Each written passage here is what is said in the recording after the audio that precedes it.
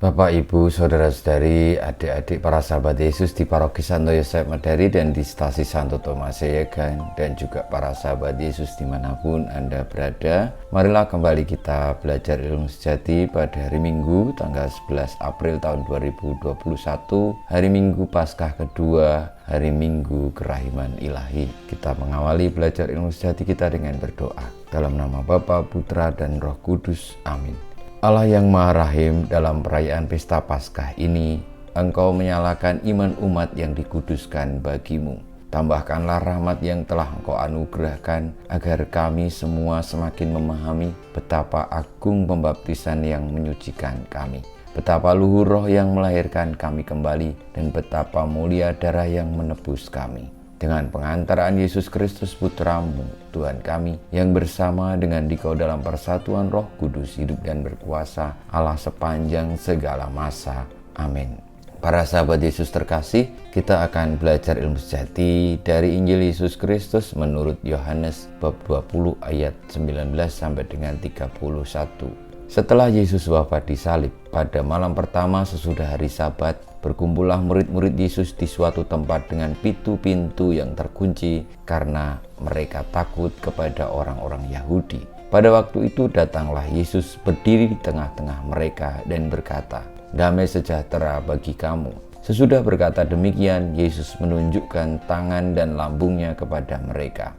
Murid-murid itu bersuka cita ketika mereka melihat Tuhan. Maka kata Yesus sekali lagi, "Damai sejahtera bagi kamu. Sama seperti Bapa mengutus aku, demikian juga sekarang aku mengutus kamu." Dan sesudah berkata demikian, Yesus mengembusi mereka dan berkata, "Terimalah Roh Kudus. Jikalau kamu mengampuni dosa orang, dosanya diampuni.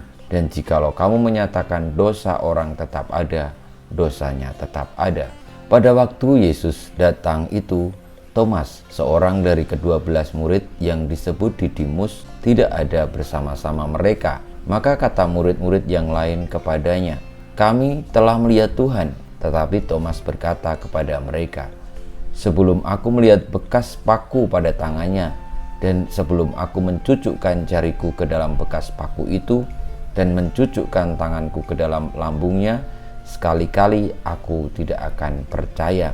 8 hari kemudian, murid-murid Yesus berada kembali di rumah itu, dan Thomas bersama-sama dengan mereka.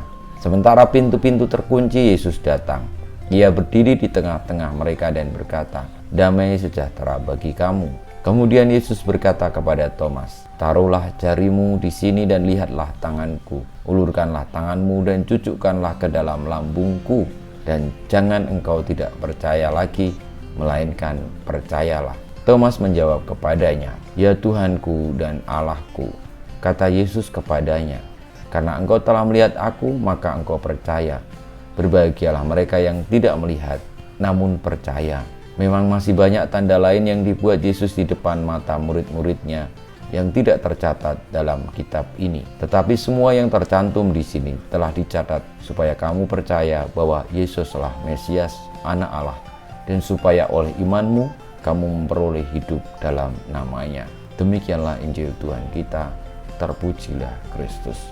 Para sahabat Yesus yang terkasih, pada Minggu Kerahiman Ilahi dan juga Minggu Paskah kedua, kita ditekankan oleh Injil bahwa yang kita percaya, kita ikuti adalah kebenaran.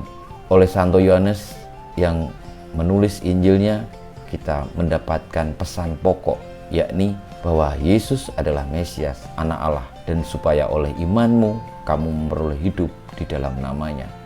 Semoga kita tetap percaya dan akhirnya kita boleh senantiasa hidup di hadirat Tuhan. Kemuliaan kepada Bapa dan Putra dan Roh Kudus, seperti pada permulaan, sekarang, selalu, dan panjang segala abad. Amin. Ya Yesus, jadikanlah hati kami seperti hati-Mu. Tuhan bersamamu dan bersama rohmu, kita semua hidup kita, karya-karya kita, kepercayaan kita kepada Yesus Sang Mesias senantiasa dibimbing, dilindungi, diberkati Allah yang Maha Kuasa, Bapa, Putra, dan Roh Kudus. Amin.